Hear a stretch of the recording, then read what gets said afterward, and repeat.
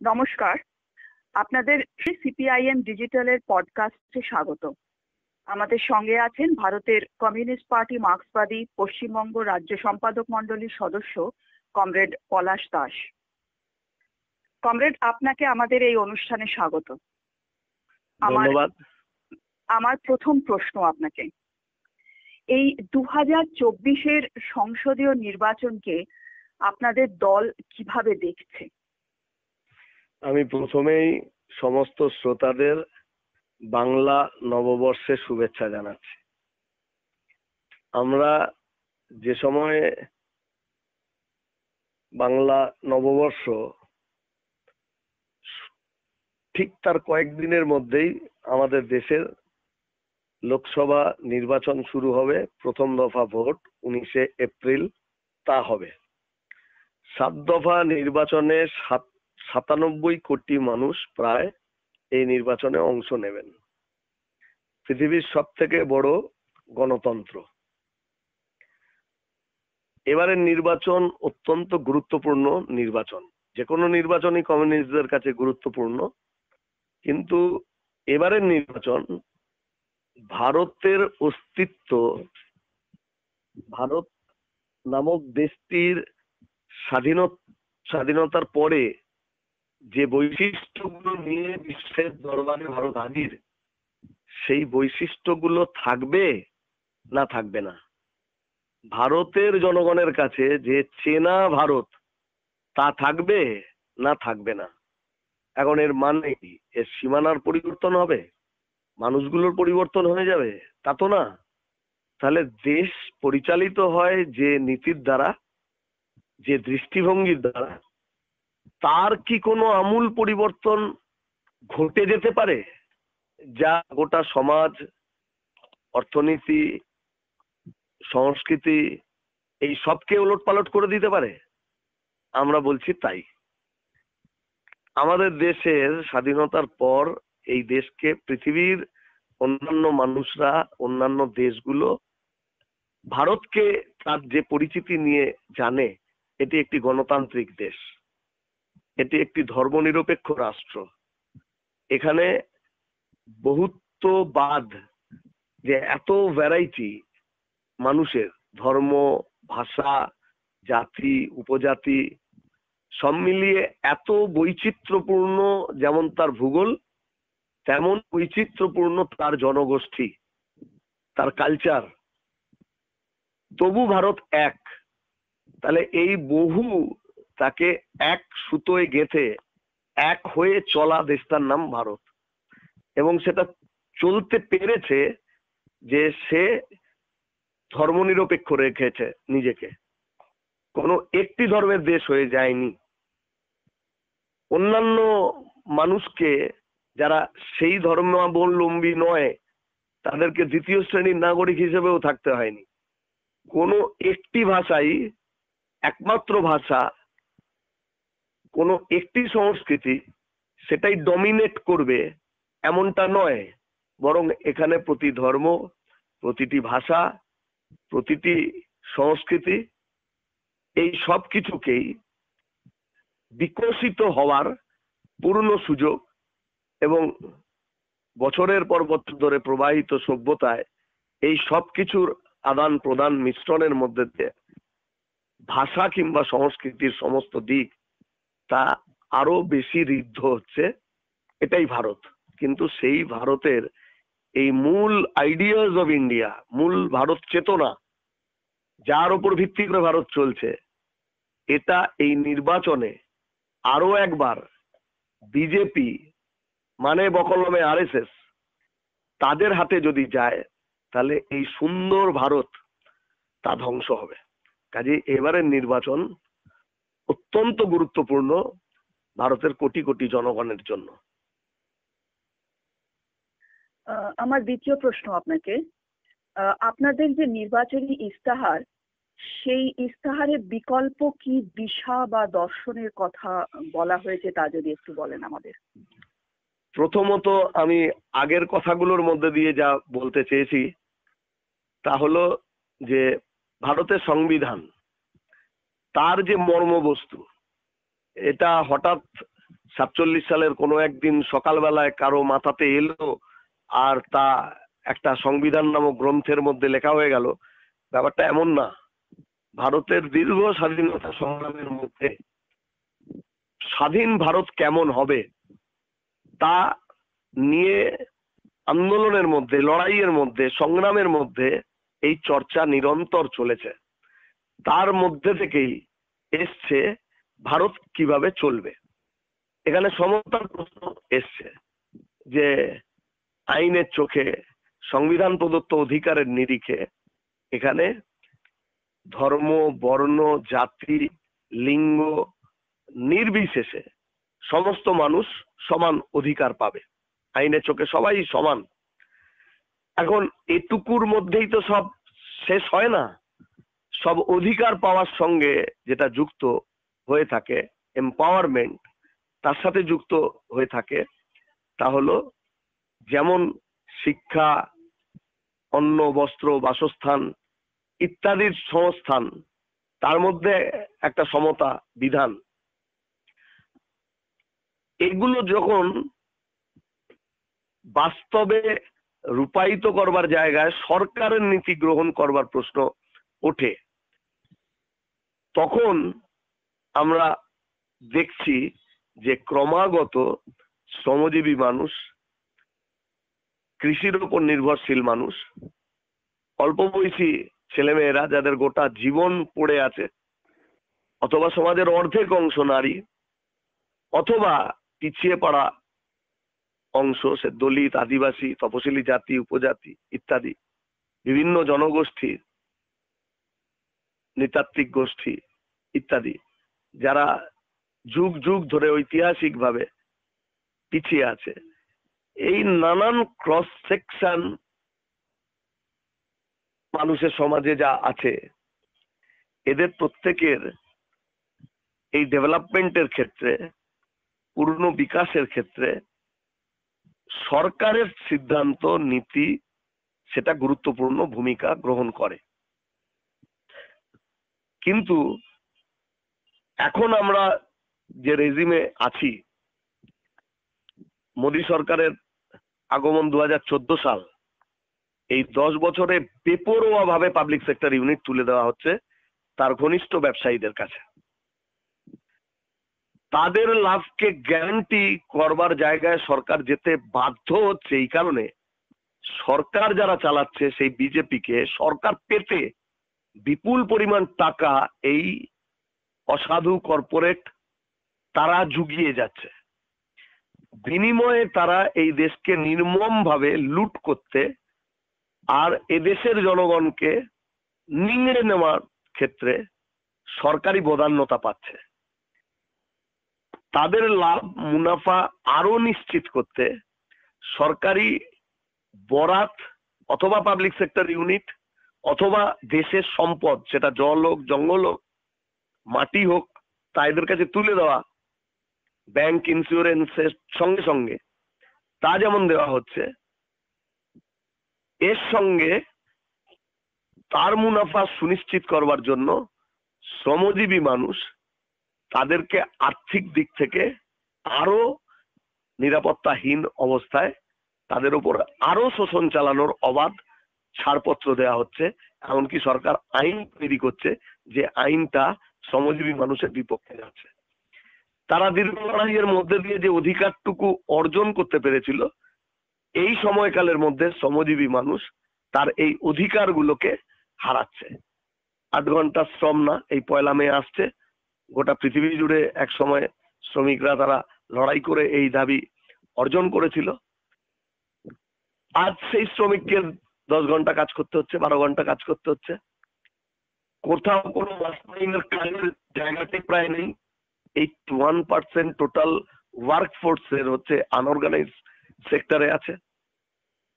অনিশ্চয়তা, অস্থায়ী কর্মজীবন, যৎসামান্য আয় আর ঝুঁকিপূর্ণ কাজ, ভালনারেবল জব। এটা রাষ্ট্রসংঘের নানান সমীক্ষা, ILOর সমীক্ষা, এছাড়াও বেশ কিছু স্বেচ্ছাসেবী সংস্থা আছে যারা ওয়ার্ল্ড ওয়াইড বিভিন্ন সার্ভে করে। তা থেকে দেখা যাচ্ছে যে শ্রমজীবী মানুষ তারা বিপন্নতার শিকার। তাহলে সরকারের দৃষ্টিভঙ্গির পরিবর্তনটাই হচ্ছে বিকল্পের সন্ধানটা এখানে, যে তাহলে সরকার তার নীতি এমন ভাবে নেবে যাতে শ্রমজীবী মানুষ তার স্বার্থ সুরক্ষিত হয়। সেটা গিগ ওয়ার্কার হতে পারে, আইসিডিএস কর্মী হতে পারে, আইপিপির কর্মী হতে পারে, অথবা নির্মাণ কর্মী হতে পারে। অজস্র অ্যাপ বেসড যে সার্ভিস নতুন এসছে, অল্প বয়সী ছেলেমেয়েরা যেখানে কাজ করছে তাদের নিরাপত্তার প্রশ্ন হতে পারে, পাবলিক সেক্টর ইউনিট তাকে রক্ষা করার প্রশ্ন হতে পারে, গুরুত্বপূর্ণ কমিউনিকেশনের জায়গা, সেটা রেলওয়ে হোক, এয়ারপোর্ট থেকে শুরু করে পুরো এয়ার সার্ভিস তা হোক, অথবা কমিউনিকেশনের আরেকটা গুরুত্বপূর্ণ মাধ্যম টেলিকম, এগুলো সব প্রাইভেটের হাতে যাতে না যায়। শিক্ষা এবং স্বাস্থ্যের মতো বিষয় যার উপর একটা গোটা দেশের ডেভেলপমেন্ট নির্ভর করছে, এগুলো বেপরোয়া ভাবে সবটা কর্পোরেটের হাতে তুলে দেওয়া হচ্ছে।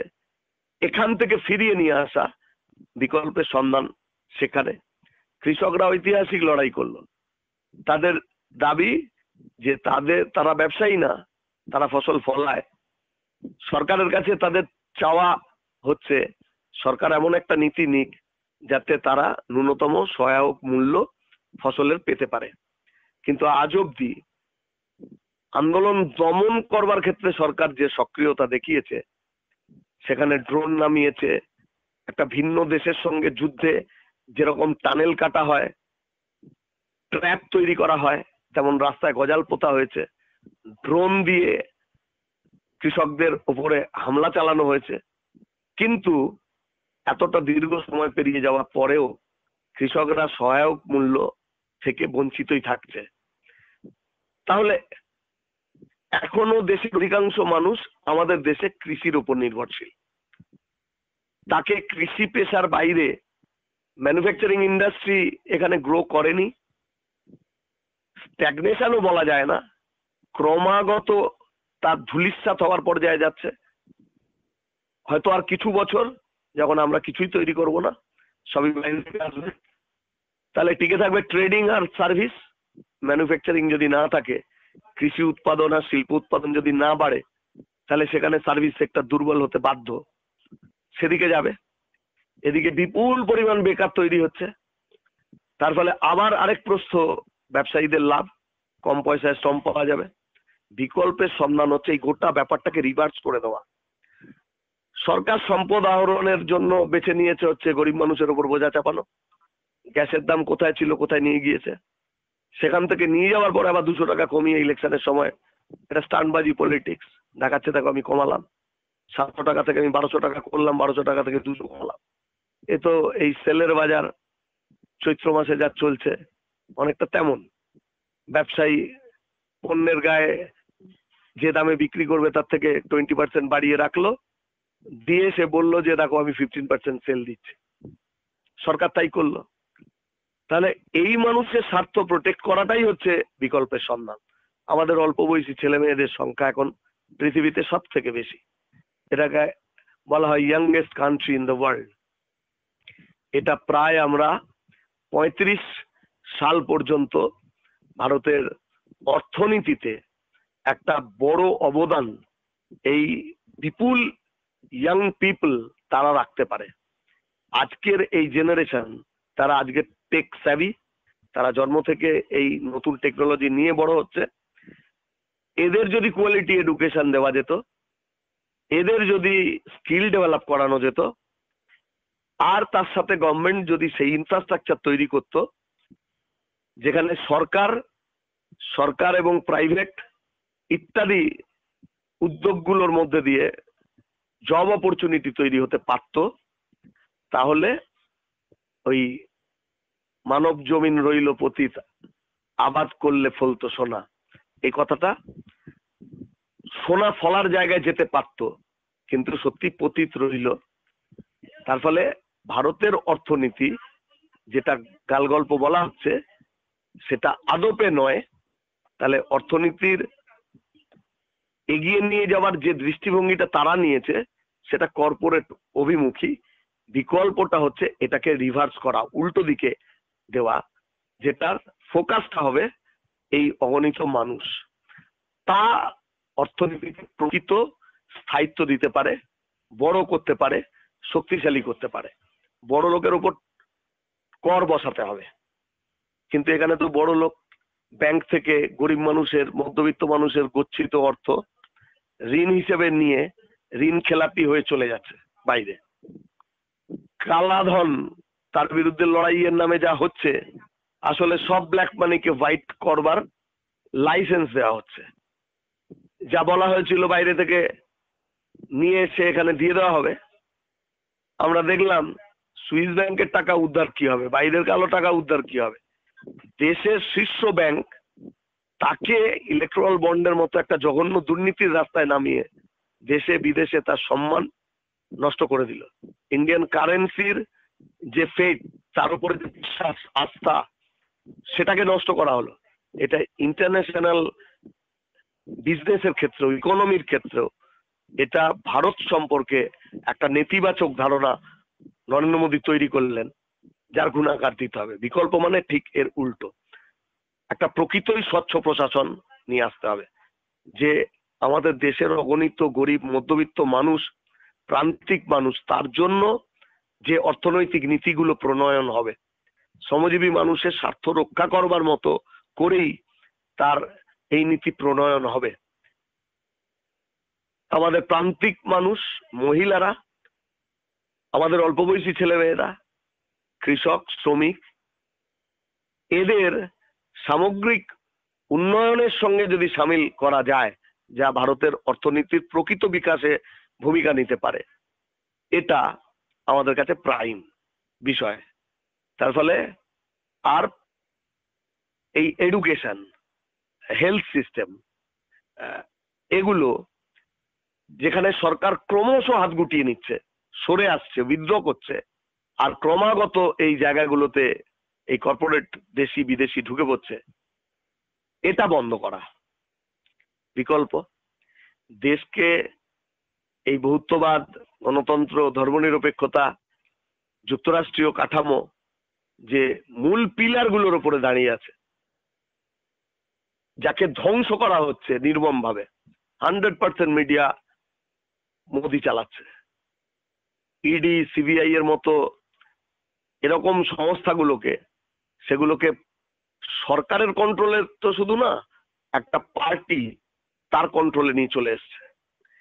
ইলেকশন কমিশনার নিয়োগ, কিংবা প্রসার ভারতী, কিংবা সিবিএসই বোর্ড, অথবা censor board, historical research council, এরকম অজস্র স্বশাসিত সংস্থাগুলোর নির্মম দখলদারি একটা বিকৃত দর্শন, যা ভারতের স্বাধীনতা সংগ্রামের মধ্যে থেকে উঠে আসা ভাবনার সঙ্গে একেবারেই খাপ খায় না।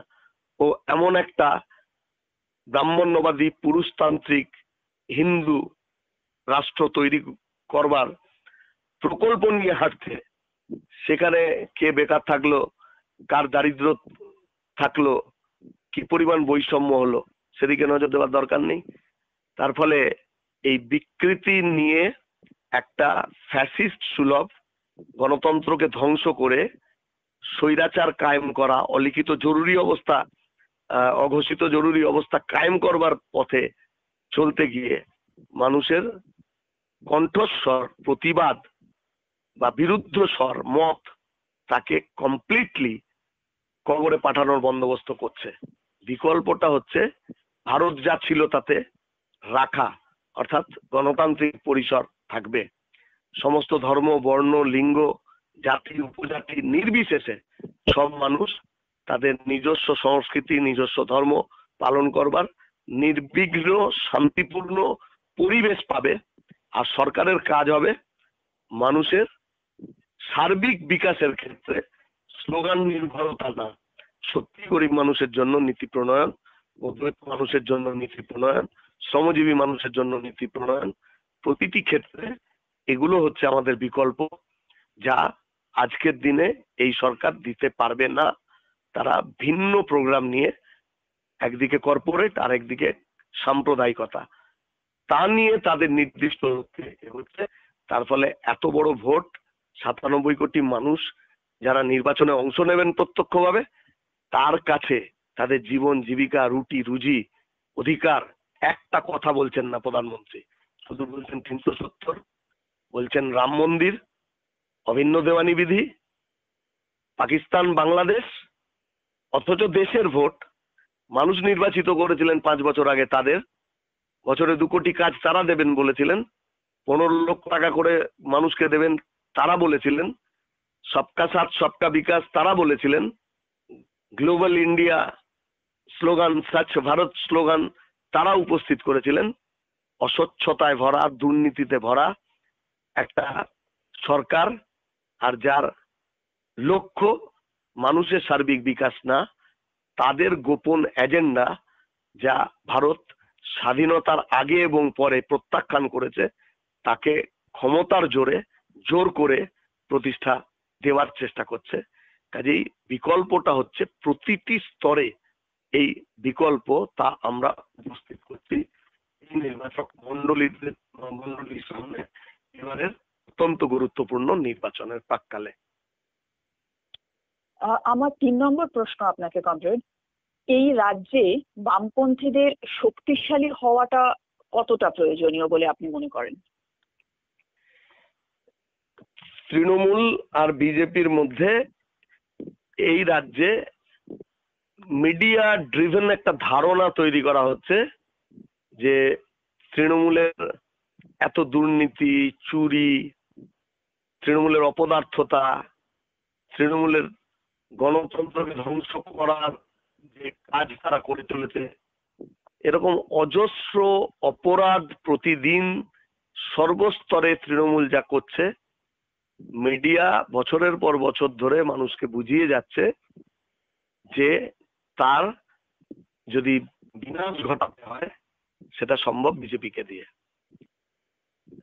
আবার উল্টো দিকে বিজেপি মতো একটা সাম্প্রদায়িক দল পশ্চিমবাংলার সংস্কৃতি, সম্প্রীতি, বন্ধন এগুলো সব ধ্বংস করে দেবে যদি বিজেপির মতো একটা দল ক্ষমতায় আসে।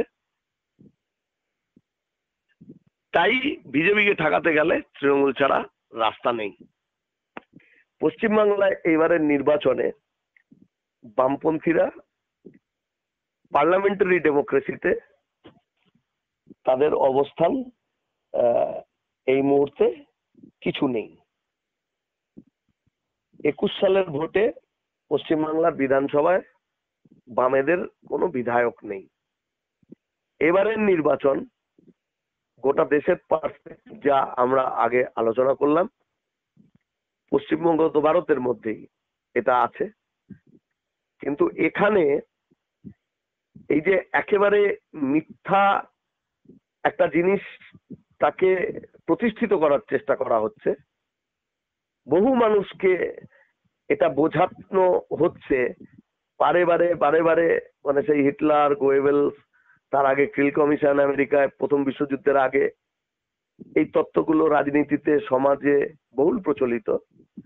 কি করে বিপুল অংশের জনগণকে একটা মিথ্যাকে সত্য বলে প্রতিষ্ঠিত করা যায় তার চেষ্টা হচ্ছে, কিন্তু এটা একটা ইলিউশন আর রিয়ালিটি, বাস্তব এবং বিভ্রমের মধ্যে একটা সংঘাত চলে। তার ফলে 21 সালের নির্বাচনের পরবর্তীকালে পশ্চিমবাংলায় যতগুলো নির্বাচন হয়েছে, সেই নির্বাচনের একটি গুরুত্বপূর্ণ বৈশিষ্ট্য, যারা পার্লামেন্টে নেই, যারা অ্যাসেম্বলিতে নেই, সেই বামেদের প্রত্যেকটি নির্বাচনে ভোট বেড়েছে, আর বিজেপির ভোট লক্ষণীয়ভাবে কমেছে, তৃণমূলের ভোটও কমেছে। তৃণমূলের এই অপার দুর্নীতি মানুষ একেবারে বিশ্বাস করবার জায়গায় গেছেন যখন পার্থ চ্যাটার্জির বান্ধবীর বাড়িতে 52 কোটি টাকা হার্ড ক্যাশ গুনে ট্রাঙ্কের মধ্যে ঢোকানো হচ্ছে, পাহাড় চোখে দেখছেন লোকে। তার আগের দুর্নীতিগুলো খবর পড়েছেন, অভিযুক্ত মানুষগুলোকে দেখেছেন, কিন্তু একেবারে প্রত্যক্ষ করবার সুযোগ ছিল না, এবারে হলো। এইটা হওয়ার পর থেকে সন্দেশখালী পর্যন্ত তৃণমূল সম্পর্কে মানুষের ঘৃণা তৈরি হয়েছে। এই সময়কালে লাস্ট যে ইলেকশন, সেটা সাগরদিঘির ইলেকশন, যেখানে বাম কংগ্রেস মিলিতভাবে তৃণমূল বিজেপি দুজনকেই হারিয়ে দেয়। অনেক সমীক্ষা প্রকাশ কিন্তু পৌরসভা ভোটেও হয়েছিল, এই এবিপি আনন্দশ্রী ভোটার সমীক্ষা ইত্যাদি, তাতে সবাই বামেদের শূন্য দেখিয়েছিল। কয়েক মাসের ব্যবধানে 21 সালের ভোটের পরে কর্পোরেশন ভোট, পৌরসভা ভোট, এ রাজ্যের দ্বিতীয় শক্তি হিসেবে বামপন্থীরাই থেকেছে। একটি মাত্র পৌরসভা গোটা পশ্চিমবাংলায় তৃণমূল দখল করতে পারেনি। আর এই কারণে সেইখানকার যিনি থানা আইসি ছিলেন তাকে সরিয়েও দেওয়া হয়। সেই একটি মিউনিসিপ্যালিটি বিজেপি চালায় না, কিন্তু আমরা চালাই, বামফ্রন্ট চালায়। শান্তিপুর থেকে বালিগঞ্জ কেন্দ্র 15% ভোট বাড়ে শান্তিপুরে, বালিগঞ্জে প্রায় 30% ভোট বাড়ে। আমাদের কিন্তু এমএলএ নেই, এমপি নেই, তাহলে মানুষ এদিকে যাচ্ছেন। ব্রিগেডের সভা তৃণমূল করেছে, ধর্মকে সামনে নিয়ে বিজেপি করেছে, আর ডিওয়াইএফআই ছাত্র যুব তারা মিলিতভাবে করেছে। তিনটে ছবিতে দেখা যাচ্ছে যা যে বামপন্থীদের ডাকা সমাবেশ এই বাকি দুটো সমাবেশের থেকে অনেক অনেক গুণ বড়। এগুলোর থেকে জনগণ কি করতে চাইছেন এটা বোঝা যায়, ইঙ্গিত বহন করে। 2022 সালের ডিসেম্বর মাসে আরএসএস এর মুখপত্র স্বস্তিকা, তাতে একটা আর্টিকেলে প্রাবন্ধিক লেখেন, শাহ এলেন এবং যাওয়ার আগে যা বলে গেলেন, তখন গ্রাম জায়গাও চোত্তাড়াও গোটা পশ্চিমবাংলার গ্রামে গ্রামে লাল ঝান্ডা উঠছে। তৃণমূলের দুর্নীতি, আবাস যোজনা, 100 দিনের কাজের টাকা ইত্যাদি নিয়ে বিডিও অফিস ঘেরাও চলছে, পঞ্চায়েত অফিস ঘেরাও চলছে। তখন শাহ এই বাংলাকে দেখে চিন্তিত হয়ে বিজেপির অফিসে বিজেপির নেতাদের বকাবকি করে শেষে বলেন যে বাংলার মানুষ যদি বামপন্থীদের দিকে ঢলে পড়ে তাহলে তা মমতার মুখ্যমন্ত্রী থাকার থেকেও বিপজ্জনক হবে। আমাদের সর্বশক্তি দিয়ে তাকে রুখতে হবে।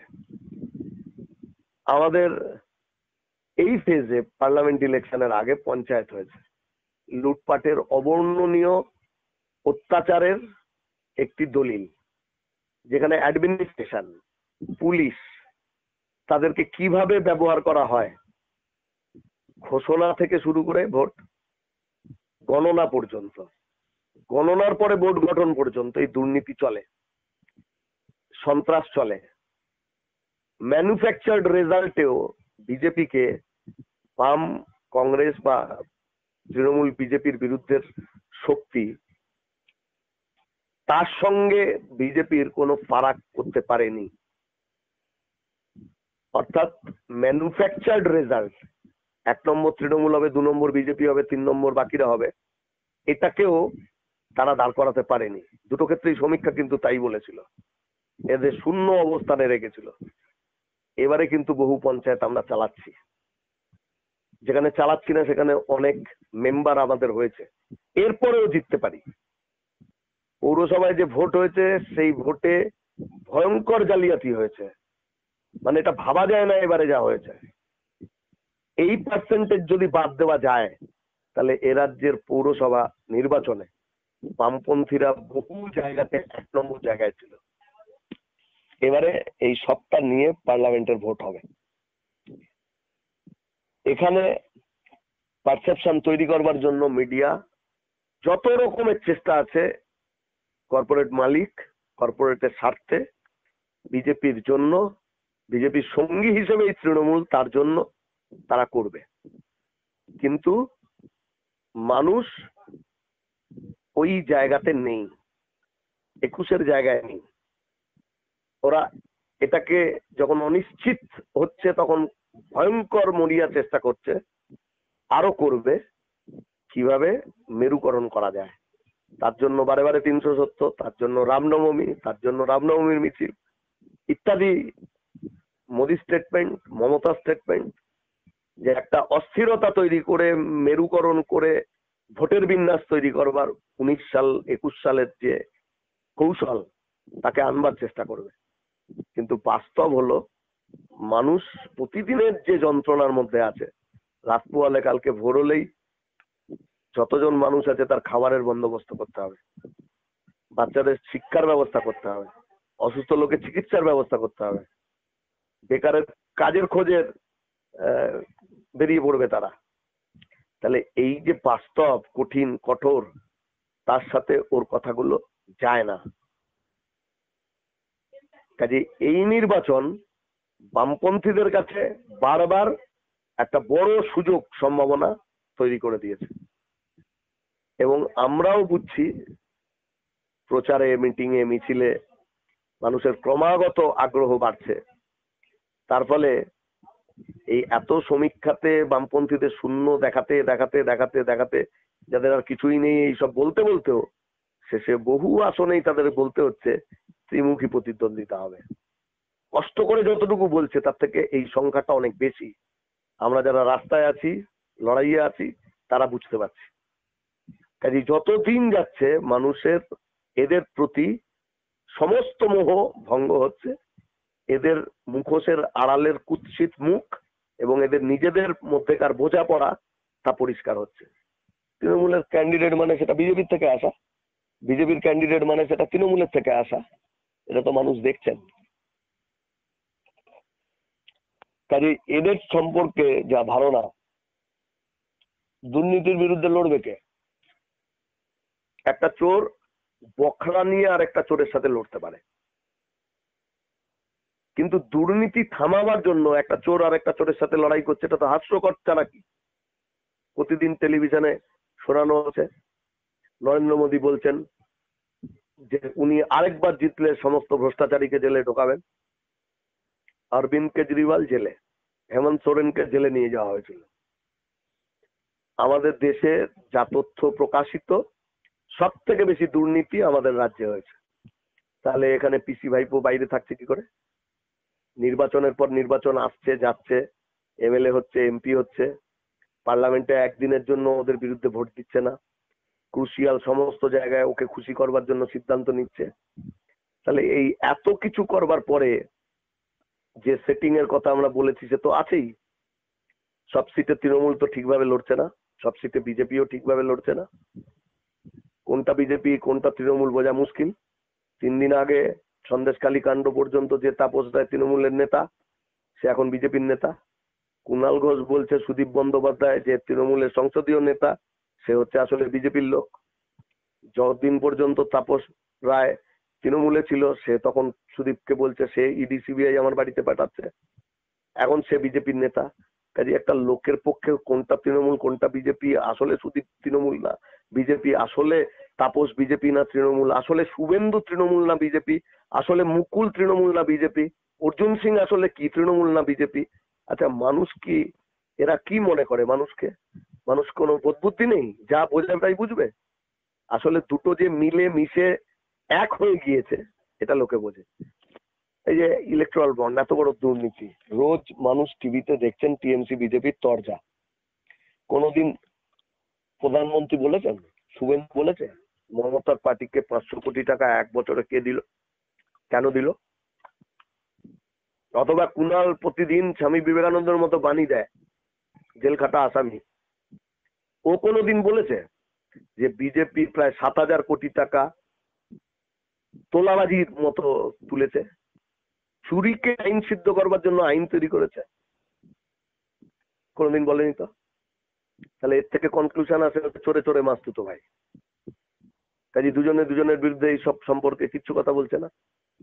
অন্যরা জেলে যাবে, ও জেলে থাকবে না, বাইরেই থাকবে। এর হাতে পুলিশ থাকবে, সিআইডি থাকবে, ওর হাতে ইডি থাকবে, সিবিআই থাকবে, ইনকাম ট্যাক্স থাকবে।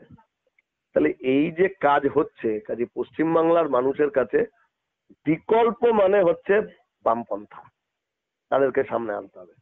এই কারণে আমরা তৃণমূল এবং বিজেপির বিরুদ্ধে পশ্চিমবাংলায় যারা এই দুটো অংশকে লড়তে চায়, বাংলার মানুষকে রক্ষা করতে চায়, বাংলার অর্থনীতিকে রক্ষা করতে চায়, বাংলার সমাজকে রক্ষা করতে চায়, বাংলার তরুণ প্রজন্মের ভবিষ্যৎ নির্মাণ করতে চায়, আমরা তাদেরকে একত্রিত হতে বলি।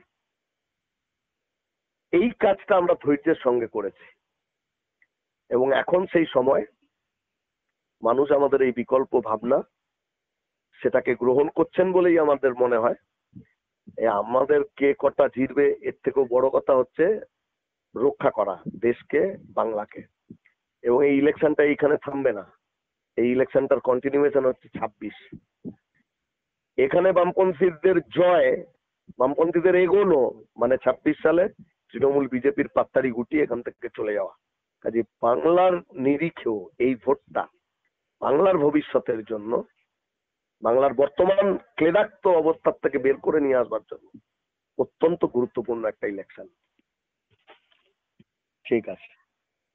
আচ্ছা, পলাশদা, আপনাকে চতুর্থ প্রশ্ন। পশ্চিমবঙ্গ সরকার সাধারণ মানুষকে, বিশেষ করে মহিলাদের, বিবিধ কল্যাণমূলক কর্মসূচির মাধ্যমে নানা রকম সুযোগ সুবিধা দিয়ে থাকেন, যেমন লক্ষ্মীর ভান্ডার ইত্যাদি। এই বিষয় নিয়ে আপনাদের কি অভিমত বা আপনাদের কি ভাবনা চিন্তা? হ্যাঁ, তৃণমূল বলে যে 21-এও বলেছে যে দিদিকে ভোট না দিলে এগুলো পাওয়া যাবে না। দিদি দারুণ কাজ করছে, এই সমস্ত দিচ্ছে। কেউ কেউ আবার তাতে প্রতিধ্বনি করেন এটাই বা কে দেয়।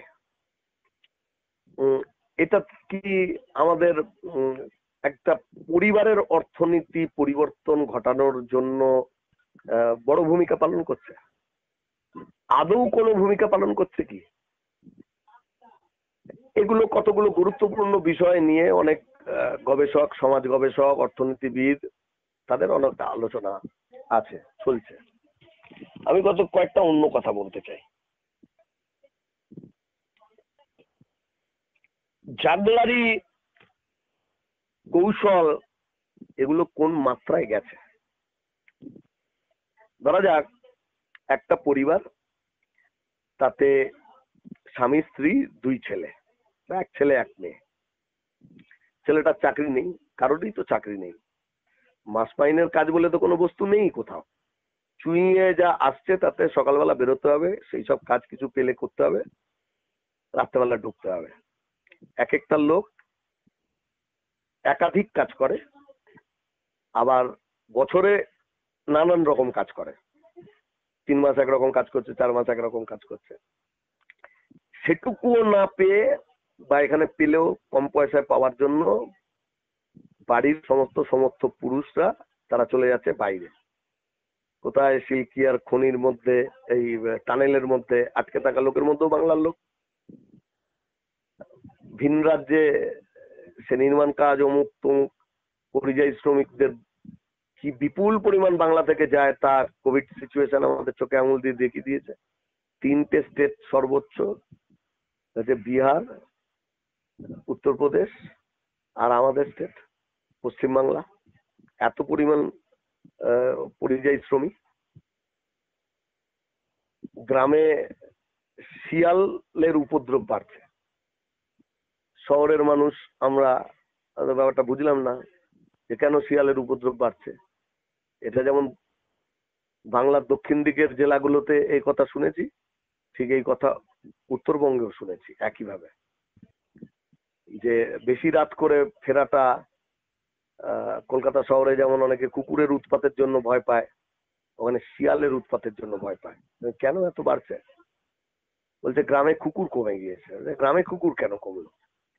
বললো গ্রামে কুকুর কমেছে এই কারণে, কুকুরের খাদ্যের অভাব হয়েছে। কুকুরের খাদ্যের অভাবের কারণ হচ্ছে যে বাড়িতে সবার পাতের অবশিষ্ট,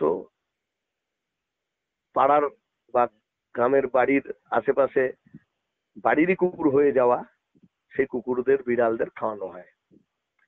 এবারে বাড়িতে লোক কমে গিয়েছে, শক্ত সমর্থ সবাই পুরুষ, কোথাও কোথাও পুরুষ এবং মহিলা কাজ করতে বাইরে চলে গিয়েছে, কাজে গোটা গ্রামের লোক সংখ্যা গেছে কমে। তার ফলে আর দারিদ্র যেভাবে তার থাবা বসাচ্ছে, তাতে অবশিষ্ট কিছু থাকছে না, তাহলে কুকুরের খাদ্যা ভাব হচ্ছে। তাহলে এটা হচ্ছে আমাদের চেহারা। আচ্ছা, আমরা এত কন্যাশ্রী প্রকল্পে টাকা দেওয়া হচ্ছে, তাহলে ড্রপ আউটের সংখ্যা, বিশেষত ছাত্রীদের ড্রপ আউট সংখ্যা বাড়ছে কেন? পশ্চিমবাংলায় গার্ল ট্রাফিকিং, কম বয়সে বিয়ে হয়ে যাওয়ার প্রবণতা বাড়ছে কেন? তাহলে এটার সাথে অর্থনীতির প্রত্যক্ষ যোগ আছে, যার জন্য এটা বাড়ছে। অল্প বয়সী ছেলেরাও, তারাও পড়াশোনার বাইরে চলে আসছে। একটা বিরাট সংখ্যায় মাধ্যমিক পরীক্ষার্থীর সংখ্যা কমছে। এগুলোর তাহলে কন্যাশ্রী বা লক্ষ্মীর ভান্ডার যথেষ্ট নয় পরিবারের অর্থনীতির এই সংকটটা। এবার আমি উল্টো দিকে দুটো ঘটনা, দুটো বিষয়ের কথা বলবো। 10 বা বলা যেতে পারে 100 মিটার পর পর, বা তার মধ্যেও হতে পারে 50-60 মিটার ছাড়া ছাড়া, শহরাঞ্চলে দেখা যাবে লটারির টিকিট বিক্রি হচ্ছে, বাঞ্চ বাঞ্চ লটারির টিকিট। অসংখ্য লোক বিক্রি করছে। যারা বিক্রি করছে তারা কিছু কাজ করবার মতো পায়নি বলে এটা বিক্রি করতে এসছে। ওরাও যে বিক্রি করছে খুব ভাল লাগছে তা কিন্তু নয়, কেন ওরা জানে ক্রেতাদের মধ্যে অনেকেই বিপুল টাকার টিকিট কিনেছে, উল্টো দিকে রিটার্ন পেয়েছে, প্রাইজ পেয়েছে যত সামান্য। 2 লক্ষ টাকা ইনভেস্ট হয়ে গিয়েছে, কষ্টের টাকা ফেরত পেয়েছে হচ্ছে 13,000 টাকা। যে লোক কিনছে সে লোকেরও কায়িক শ্রম বা মেধা দিয়ে তার প্রয়োজন সেইটা রোজগার করবার জায়গায় থাকছে না, ও ভাগ্যের উপরে নির্ভর করতে চাইছে। তাহলে একদল লোক, তারা কোনো কাজ কর্ম পাচ্ছে না বলে অগত্যা এটা বিক্রি করতে আসছে। আরেক দিকে বিপুল অংশের জনগণ এটার উপরে নির্ভর করছে ভাগ্য ফেরানোর জন্য। এছাড়া তার কাছে রোজগারের অন্য বিকল্প পথ খুব একটা পাচ্ছে না। কারা কাটছে? বড় লোকেরা ডিয়ার লটারি দিচ্ছে, খুব গরিব মানুষ, নিম্নবিত্ত মানুষ তারা কাটছে। দোকান না, 3-4টে দোকান থেকে, আবার কোথায় পয়া নাম্বার পাওয়া যায় ওই দোকান পয়া, তাদের থেকে কিনছে। তাহলে প্রতিদিন একটা পরিবারে ওই মহিলা যিনি লক্ষ্মীর ভান্ডারের 1000 টাকা বা 1200 টাকা পাচ্ছেন, তার পরিবারের 2 জন সদস্য, এমনকি এখন মহিলারাও অনেকেই কাটছেন টিকিট। এদের সম্মিলিত কাটার পরিমাণ প্রতিদিন কত টাকা, মাসে কত টাকা গিয়ে দাঁড়ায়? তাহলে দেখা যাবে লক্ষ্মীর ভান্ডারে যে টাকাটা তিনি পান, তার পরিবার থেকে ডিয়ার লটারির টিকিটে এই সংখ্যাকে 2, 3, 4 দিয়ে গুণ করলে যা হয়, এক একটা পরিবারে স্রোতের মতো তাদের কষ্টার্জিত টাকা চলে যাচ্ছে ভাগ্য ফেরানোর জায়গায় ডিয়ার লটারির কাছে। ডিয়ার লটারির মালিক হলো লটারি কিং সান্তিয়াগো মার্টিন। এদের কোম্পানির নাম হচ্ছে future gaming and hotel services. Electoral bond দুর্নীতি, দেশের অর্থমন্ত্রী, তার স্বামী পরকলা প্রভাকর, যিনি বিজেপিরই লোক, মধ্যপ্রদেশের মুখপাত্র ছিলেন, বিশিষ্ট অর্থনীতিবিদ, লেখক। তার কথায় এটা বিশ্বের সবথেকে বড় রাজনৈতিক দুর্নীতি। এই দুর্নীতিতে সবথেকে বেশি টাকা দিয়েছে হচ্ছে এই কোম্পানিটা। এই কোম্পানি ডিয়ার লটারি, তার মাধ্যমে বিপুল টাকা রাজস্ব হিসেবে সরকার পেয়েছে। আর ঘুরপথে ইলেকটোরাল বন্ডের মাধ্যমে 540 কোটি টাকা তৃণমূল দল পেয়েছে। তাহলে ও একজন মানুষকে, একটা পরিবারকে 1000 টাকা 1200 টাকার একটা প্রকল্পের মধ্যে তাকে নিয়ে এলো। এবার তাকে গ্লোরিফাই করা হলো, ব্যাপক প্রচার করা হলো। কিন্তু নীরবে নিভৃতে ওই 50-60 মিটার ছাড়া ছাড়া এই লটারির টিকিটের মধ্যে দিয়ে বাংলার অগণিত জনগণকে টেনে নিয়ে এসে সেই পরিবারগুলোকে সর্বশান্ত করে চিবড়ে করে ফেলে দেওয়ার বন্দোবস্ত করলো। ওকে যে টাকা দিয়েছিল তার দ্বিগুণ, 3 গুণ, 4 গুণ লটারির টিকিটের মালিক, তার কাছে কিছু থাকবে, সরকারের কাছে কিছু থাকবে, তৃণমূলের কাছে কিছু থাকবে। এতে তৃণমূলের কোন ক্ষতি হলো? তৃণমূলের সরকারের কোন ক্ষতি হলো? কিছু হলো না, বরং সে মানুষকে ভুল বুঝিয়ে ওর থেকে ভোট আদায় করবার জায়গায় গেল। দ্বিতীয় হচ্ছে, বিপুল মদের কারবার চলছে বাংলায়। পাড়ায় পাড়ায় প্রায় মদের দোকান হয়ে গেছে। অল্প বয়সী ছেলেপেলেরা, তাদের কোথাও কিছু কাজের জায়গা নেই, কিচ্ছু নেই, যা কিছু আছে তাতে কায়িক শ্রম অনেক। অনেক কম বয়সে নেশার আড্ডাতে ঢুকিয়ে দেওয়ার বন্দোবস্ত হয়েছে। আমি এখানে একটা গল্প বলে এই প্রসঙ্গ শেষ করব। ডক্টর নারায়ণ ব্যানার্জি কলকাতার একজন স্বনামধন্য ডাক্তার। তার কাছে একটা পেশেন্ট আছে, স্বামী স্ত্রী দুজনে যায়, লিভারের গন্ডগোল, অনেকদিন ধরেই দেখায়। শেষ যবে এসেছিল তখন ডাক্তারবাবু বলেছিলেন, একবারে যদি তুমি ছাড়তে না পারো, নেশা তোমায় ছাড়তে হবে, একটু কমাও, কমাতে কমাতে ছাড়ো। তো উনি জিজ্ঞেস করছেন যে এই রিপোর্ট দেখছি এ তো ভালো না, তো তোমায় কমাতে বলেছিলাম স্যার, তুমি কি কমিয়েছো? তো বলছে হ্যাঁ স্যার কমিয়েছি। কিরকম? বললো আগে 1.5-2 পাইট খেতাম, এখন 1 পাইট খাই। তো উনি জিজ্ঞেস করছেন কবে থেকে কমালে? তো তখন পেশেন্ট বলছে যে 90 টাকা ছিল পাইটের দাম, 130 টাকা করে দিল সরকার, তো তখন আর আমি পারলাম না, তো আমি 1 পাইটই খাই। তো ডাক্তারবাবু তো এই উত্তরটা চাইনি, সময়কাল আবারও বলছে যে তুমি কবে থেকে কমালে? তখন বলছে, বউকে দেখিয়ে বলছে, ও যবে থেকে লক্ষ্মীর ভান্ডার পাচ্ছে তবে থেকে আমি এটা কমালাম। তার মানে অদ্ভুত সাদৃশ্য, সাযুজ্য এই দুটো বিষয়ে। গরিব মানুষ, লেখাপড়া কম জানা মানুষ অত দিন ক্ষণ তারিখ বলেন না, কত বছর কত মাস এভাবে বলেন না। তারা ইভেন্ট, বিভিন্ন পালা পার্বণ, ধর্মীয় অনুষ্ঠান, এইগুলো হচ্ছে তাদের কাছে সময়েরও ল্যান্ডমার্ক, এভাবেই তারা কথা বলেন। তাহলে এটা কি দাঁড়ালো? বিপুল পরিমাণ মানুষকে নেশাচ্ছন্ন করা হলো। এইবারে সরকার ব্যাপক পরিমাণ সরকারি টাকা তৃণমূলের লোকেরা সর্বস্তরে সাইফন করলো, চুরি করলো, সেফ চুরি করে দিল। যা কাজ করলো, 1 কোটি টাকা একটা রাস্তা হবে। আমি সন্দেশখালীতে গিয়ে দেখলাম, এই যে এত সন্দেশখালী নিয়ে আলোচনা, এটা ওটার জায়গাটা হলো সন্দেশখালী ভাঙা তুষখালী ওপারে যে রাস্তা চলে গেছে দুর্গামণ্ডপ অব্দি, সেই রাস্তা 1 কোটি টাকা বরাদ্দ হয়েছে রাস্তাটা করবার জন্য, বোর্ডও লাগানো ছিল। সেই রাস্তাটা আমাদের গভর্নমেন্ট চলে যাওয়ার পর থেকে সেই রাস্তা হয়নি। ওই টাকাটা কোথায় চলে গেল? এরকম গোটা পশ্চিমবাংলায় অজস্র সরকারি প্রকল্প খাতায় কলমে হয়েছে, যে টাকা কমপ্লিটলি তৃণমূলের পকেটে গেছে। এই পরিমাণ টাকা তুলে নেওয়ার ফলে হচ্ছে যে রক্ত শূন্য হয়ে গিয়েছে বাংলার অর্থনীতি। তাহলে ডে টু ডে কাজ করানোটাও কঠিন। এ জনগণকে নেশাচ্ছন্ন করে সেই নেশাগ্রস্ত মানুষের থেকে বিপুল টাকা তোলার জন্য দাম বাড়ালো।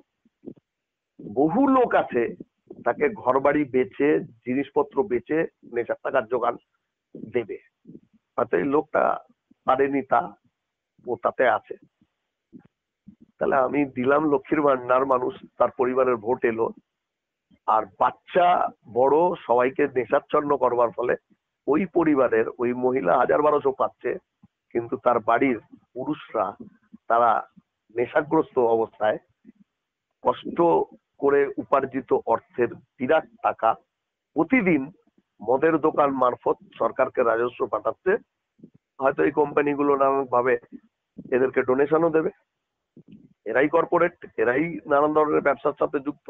এই কোম্পানিগুলো নানান ভাবে টিএমসি কে, বিজেপি কে টাকা দেবে। এর সাথে ইলেকট্রিক, কি পরিমাণে ইলেকট্রিকের দাম, গোটা দেশের অ্যাভারেজ হচ্ছে 4 টাকা ইউনিট, এখানে 7 টাকা 31 পয়সা শহরে সিএসসি বিক্রি করছে। কয়লার দাম কমে গিয়েছে। তাহলে এই যে বিপুল পরিমাণ টাকা আমাদের বাড়তি দিতে হচ্ছে, যেখানে কেরালায় লেফট গভর্নমেন্ট ওখানে 4 টাকায় পার ইউনিট, তাহলে এখান থেকেও টাকা।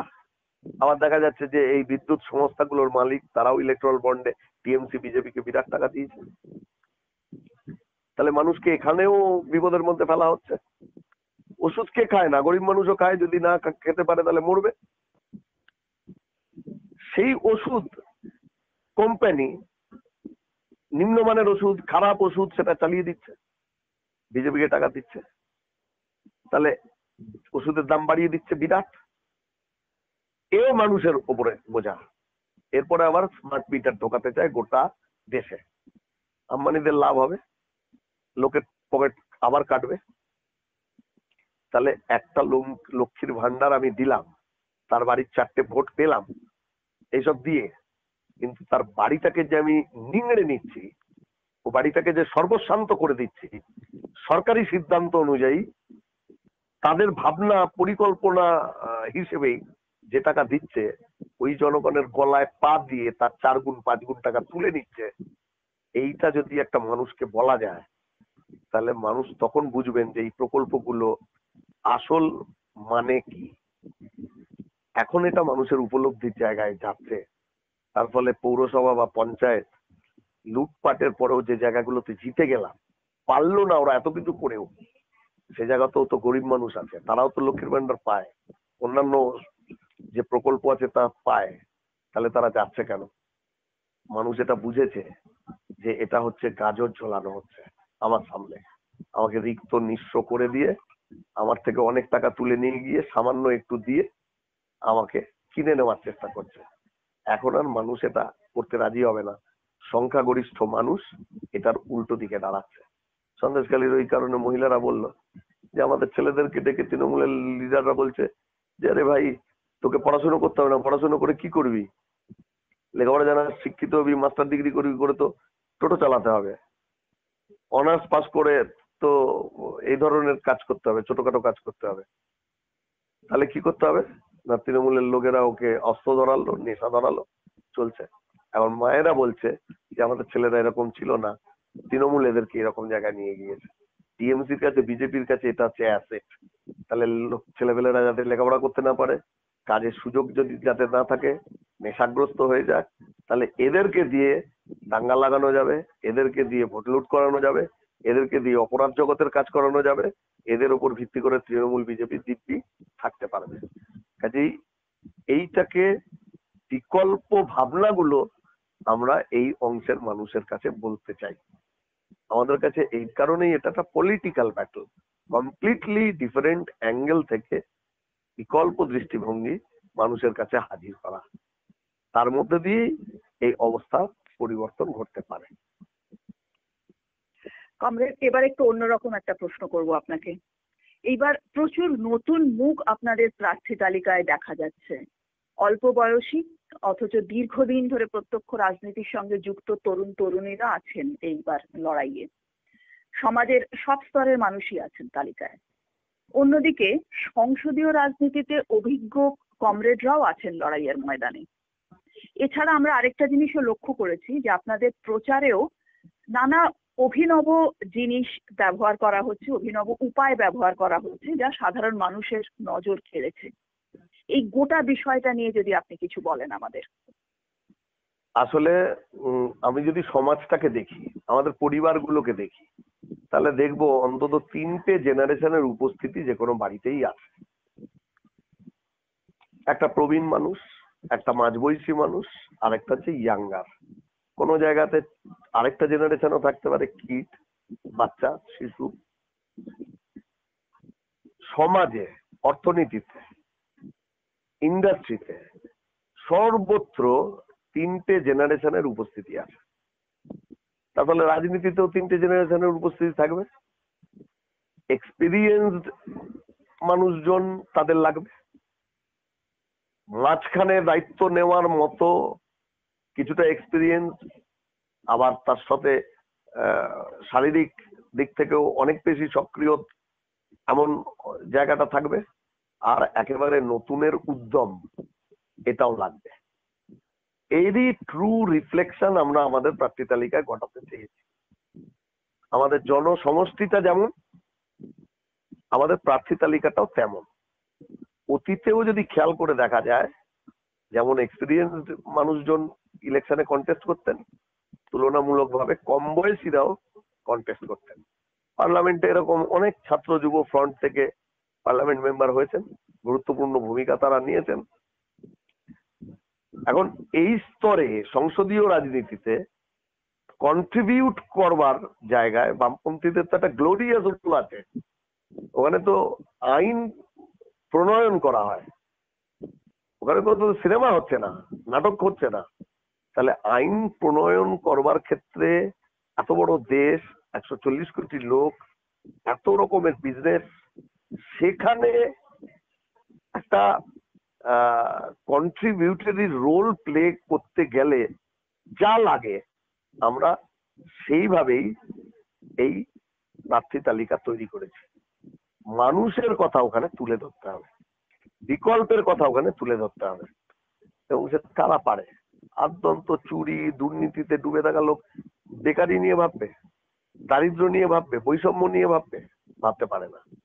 আমাদের দেশে এখন 1% লোকের হাতে 38% জাতীয় উৎপাদনের 38% 1% লোকের হাতে আছে। এইটা ইন্টারন্যাশনাল গবেষণায় বলছে আমাদের বৈষম্য পৃথিবীতে এটা হাইয়েস্ট আমাদের দেশে। এত বৈষম্য, এত ফারাক ধনী দরিদ্রের অন্য কোনোখানে নেই। 0 ফুড চিলড্রেন, সেখানে আমরা পৃথিবীতে 3 নম্বর। তার আগে দুটো ছোট্ট ছোট্ট দেশ, আফ্রিকার মালি, গিনি, তারা আছে। আচ্ছা, এইগুলো নিয়ে চর্চা কখনো ফালতু, খারাপ, দুর্নীতিগ্রস্ত, দাগি, আসামি এরা করতে পারে? তাহলে যারা করতে পারে এমন প্রার্থীরাই বামেদের প্রার্থী। মানুষের প্রার্থী, শ্রমজীবী মানুষের প্রার্থী যদি হয়, তাহলে বামপন্থীদের প্রার্থীরাই হচ্ছে তার প্রার্থী। এটা আমরা করেছি। আরেকটা দিক হচ্ছে, আপনার কথায় এলো, হচ্ছে প্রচার। এখন প্রচারের মূল যে জায়গা এখনো সোশ্যাল মিডিয়া, ইন্টারনেট মিডিয়া, সেটা গ্রোয়িং, কিন্তু স্টিল যার উপরে মানুষ সব থেকে বেশি যার মধ্যে আছে সেটা হচ্ছে টেলিভিশন। প্রিন্ট মিডিয়ারও জায়গা অনেক কমে গিয়েছে। তাই এগুলো তো ন্যাশনাল চ্যানেলগুলোকে বা মিডিয়াগুলোকে বলে গদি মিডিয়া। এই এখানে বাংলার মিডিয়াও তাই, টিএমসি বিজেপি এর মধ্যে আছে। তাহলে জনগণের পারসেপশন তৈরি করবার ক্ষেত্রে 24 ঘন্টা ধরে অজস্র চ্যানেল তারা দিন রাত মরিয়া প্রচেষ্টা চালাচ্ছে। একটা অসম লড়াই আমরা নামছি। ইলেকশন কমিশন যেদিন ঘোষণা করলেন ইলেকশন, সেদিন বলছেন যে এই ভোটের যে কনস্ট্রেন্ট গুলো তাদেরকে ফেস করতে হবে, তার মধ্যে একটা হলো মানি পাওয়ার, একটা মাসল পাওয়ার ইত্যাদি। এর সঙ্গে যেটা যুক্ত করা দরকার সেটা হচ্ছে মিডিয়া পাওয়ার। তাহলে একটা অসম লড়াই, যে কারণে ইলেকট্রাল বন্ড, সেটার বিরুদ্ধে আমরা এত বলছি। এক হচ্ছে কর্পোরেটের হাতে দেশ তুলে দেওয়া, তার কাছে বিক্রি করে দেওয়া, একটা অপার দুর্নীতি, এগুলো যেমন মানুষের কোন অধিকার, তথ্য জানার, তার লঙ্ঘন হয়ে যাওয়া, এটা একটা অসাংবিধানিক বিষয়, এগুলো যেমন। আরেক দিক থেকে হচ্ছে যে এই যে ডেমোক্রেটিক সিস্টেম, তাতে যে ইলেকটোরাল পলিটিক্স, সেখানে এই বিপুল পরিমাণ টাকা, কর্পোরেটের অংশগ্রহণ ফারাক তৈরি করে দেয় বিভিন্ন রাজনৈতিক দলগুলো সমান সুযোগের মধ্যে নির্বাচক মন্ডলীর কাছে কে কাকে সমর্থন করবে এই খানটা আসবার কোনো জায়গা থাকে না। আমাদের দেশে, গোটা পৃথিবীতে, এমনকি ফার্স্ট ওয়ার্ল্ডে দেশগুলোতে যে পরিমাণ টাকা খরচ হয় ইলেকশনে, তার থেকে বেশি টাকা আমাদের এখানে খরচা হচ্ছে। এবং এটাতেও পায়োনিয়ার হচ্ছে মোদি, 2014 থেকে এই কাজ করছে। এখন ইলেকশন হয়ে দাঁড়িয়েছে হচ্ছে কোম্পানি নির্ভর ইলেকশন। তৃণমূল, আইপ্যাক, মোদির বিদেশি কোম্পানি কারা কি ইলেকশন করছে, বিপুল টাকা বিনিয়োগের ব্যাপার হচ্ছে। তার মধ্যে একটা গুরুত্বপূর্ণ দিক হচ্ছে প্রচার, এরপরে ইন্টারনেট মিডিয়া। ইন্টারনেটের জগতে হেন কোনো জায়গা নেই যেখানে এদের বিজ্ঞাপন ভরা নয়। যা কিছু দেখতে যাব সর্বত্র তারা আছে। তাহলে কি বিপুল পরিমাণ টাকার বিনিয়োগ। আবার এই মিডিয়াগুলোকে কন্ট্রোল করা হচ্ছে, যেগুলো ইন্ডিপেন্ডেন্ট মিডিয়া হিসেবে উপস্থিত হচ্ছে, তার পেছনেও আর্টিফিশিয়াল ইন্টেলিজেন্স, মেশিন লার্নিং এগুলোকে ব্যবহার করে মোদির বিরুদ্ধে, বিজেপির বিরুদ্ধে, আরএসএস এর বিরুদ্ধে বা তাদের কাছে অস্বস্তিকর এমন কোনো কিছু সেটা যাতে অনেক মানুষের মধ্যে না যেতে পারে, এক অদ্ভুত কায়দায় তার রিচ কমিয়ে দেওয়া হচ্ছে। তাহলে আমাদের বিকল্প কৌশল আমাদেরও বার করতে হবে, যে আমাদের কথাগুলো মানুষের কাছে কি করে বলা যায়। ইলেকট্রাল বন্ড নিয়ে তো মিডিয়া মুখে কুলুপ পেটেছে, রোজ ও ভ্রষ্টাচারীদের জেলে পাঠাচ্ছে। তাহলে আসল কথাগুলো যে ও দুর্নীতির পাহাড়ের ওপরে বসে আছে আর জনগণ দুঃখের সমুদ্রের মধ্যে আছে, এই কথাগুলো তুলে ধরবার বিকল্প মাধ্যমগুলোর মধ্যেও যখন কড়া নজরদারি ওরা চালাচ্ছে, তার মধ্যেও ফাঁক ফোকর সেগুলোকে বার করে সেই কৌশল, আমাদের সামর্থ্য, শক্তি, মেধা আর জনগণের সাহায্য এই নিয়ে যত দূর করা যায় আমরা প্রতিটি জায়গাতেই করব।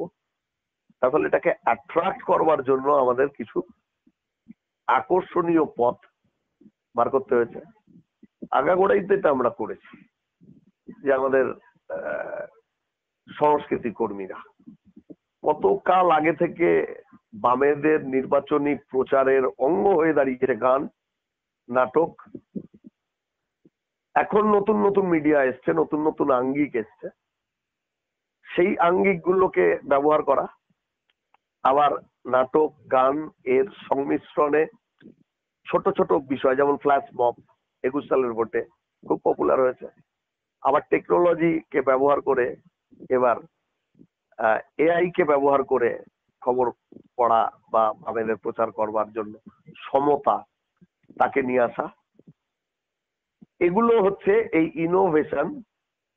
এই যে এনভায়রনমেন্টের মধ্যে আমরা আছি, biased, one sided, corporate driven, বিপুল টাকা, একটা অসম লড়াইয়ের প্রেক্ষিত, তার উল্টো দিকে দাঁড়িয়ে জনগণের কাছে বামপন্থীদের কথা, শ্রমজীবী মানুষের কথা, কৃষকদের কথা, ক্ষেত মজুরদের কথা, বেকার ছেলে মেয়েদের কথা, নিষ্পেষিত মহিলাদের কথা তুলে ধরা, দেশের সংবিধানকে রক্ষা করার জন্য, দেশের বৈশিষ্ট্যগুলোকে রক্ষা করার জন্য, দেশের সার্বিক বিকাশের জন্য এই কথাগুলোকে বিভিন্ন আঙ্গিকে, নতুন মোড়কে, যা মানুষের আগ্রহ তৈরি করতে পারে, উৎসাহ তৈরি করতে পারে, ভাবনায়, চিন্তায়, কথায়, ভাষায়, উপস্থাপনায়, তার মধ্যে যতটা রূপ, রস, রং, গন্ধ তাকে যোগ করা যায়, তার যাবতীয় চেষ্টা, আমাদের সামর্থ্য, বুদ্ধি, মেধা আমাদেরই যা আছে তাকে ব্যবহার করেই করবার দিকে আমরা যাচ্ছি। এবং সেক্ষেত্রেও আমাদের এই ইনোভেটিভ আইডিয়াজ এর কাছে বারে বারে টিএমসি, বিজেপির কাঁড়ি কাঁড়ি টাকা থাকা সত্ত্বেও, চুরি, জোচ্চুরি, দুর্নীতির বিপুল পাহাড় থাকা সত্ত্বেও ওদেরকে হারতে হবে। আর এক হচ্ছে রিয়েল লাইফ ক্যাম্পেন, তার মধ্যেও অভিনবত্ব আনবার নানান উপাদান চেষ্টা আমরা চালাই, সেটাও করব। এই সব মিলিয়ে আমরা এবারের নির্বাচনী প্রচারে আমাদের বক্তব্য, বিকল্প যে ম্যানিফেস্টো, তাকে আমরা তুলে ধরব, আশা করব। হ্যাঁ, শেষ প্রশ্ন আমার আমরা জানি যে ভারতীয় জনতা পার্টি ও তৃণমূল কংগ্রেস দল তারা হাজার হাজার কোটি টাকা সম্বল করে নির্বাচনে প্রতিদ্বন্দ্বিতা করছেন।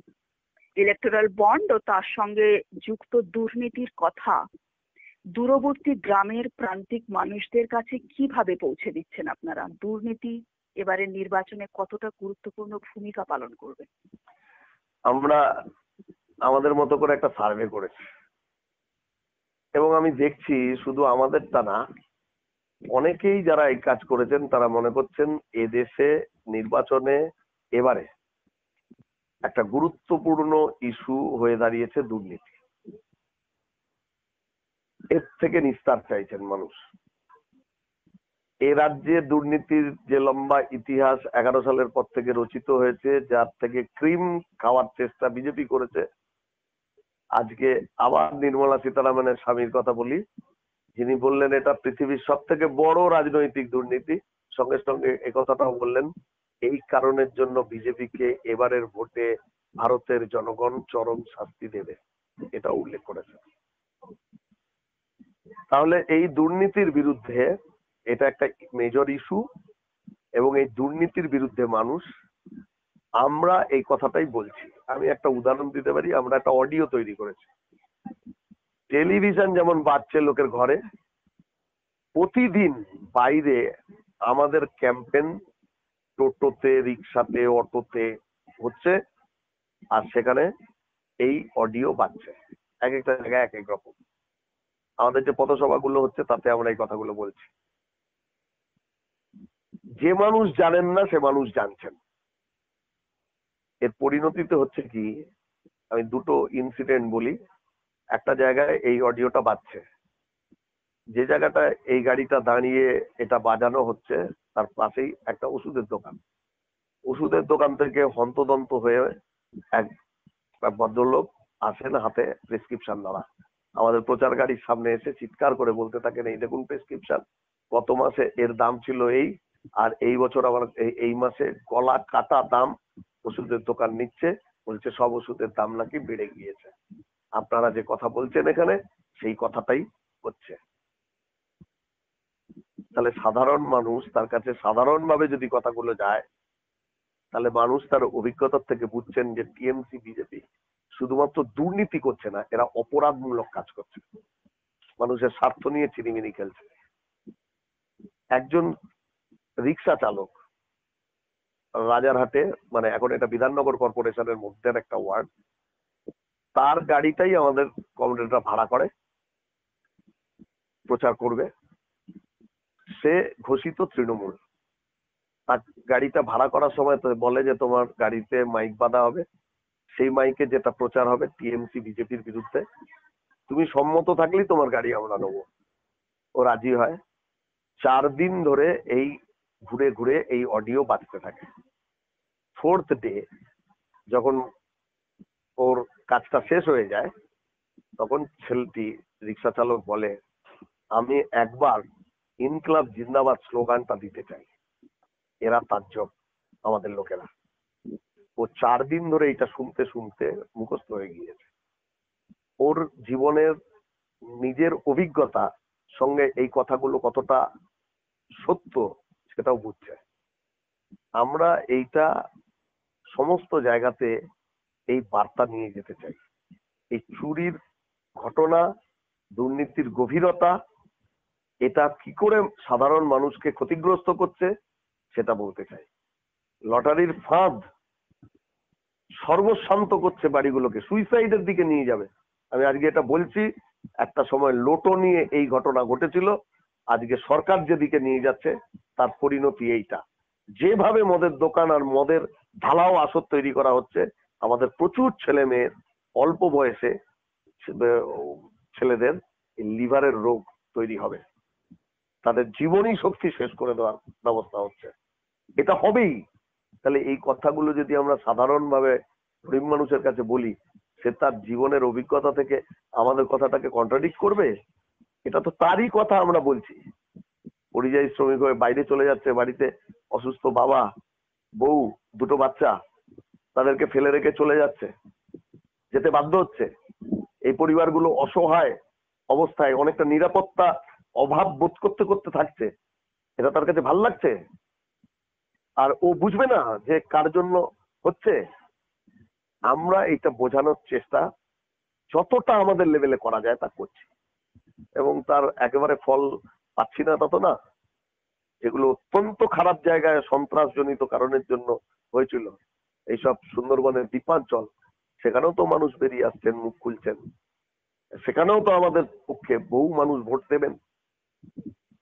কাজেই থিংস আর চেঞ্জিং, এক জায়গায় দাঁড়িয়ে নেই, এবং সেটা টিএমসি বিজেপির পক্ষে সুখকর না। বামপন্থীরা একটা বড় শক্তি হিসেবেই এই ইলেকশনে ইমার্জ করতে চলেছে। এইটা অনেকের গাত্রদাহ হচ্ছে, ভীতি তৈরি হচ্ছে, আর সুন্দর সাজানো দুর্নীতির বাগান দুজনেরই ভেঙে যাচ্ছে। এইখান থেকেই যাবতীয় ষড়যন্ত্র, যাবতীয় পরিকল্পনা তারা করবে, আর এটাকে ভাঙবার যে চেষ্টা লাগাতার আমরা চালিয়ে যাচ্ছি, আমরা অবিচল ভাবেই সেই রাস্তায় মানুষের স্বার্থে হক, রুটি, রুজি তাকে সামনে নিয়ে আসবো এই লড়াইয়ে। আপনাকে অনেক অনেক ধন্যবাদ কমরেড। ভালো লাগলো আপনার সঙ্গে কথা বলে, অনেক কিছু জানলাম আমরা। ধন্যবাদ ধন্যবাদ সমস্ত শ্রোতাদেরকেই আমাদের পার্টির পক্ষ থেকে ধন্যবাদ জানাচ্ছি।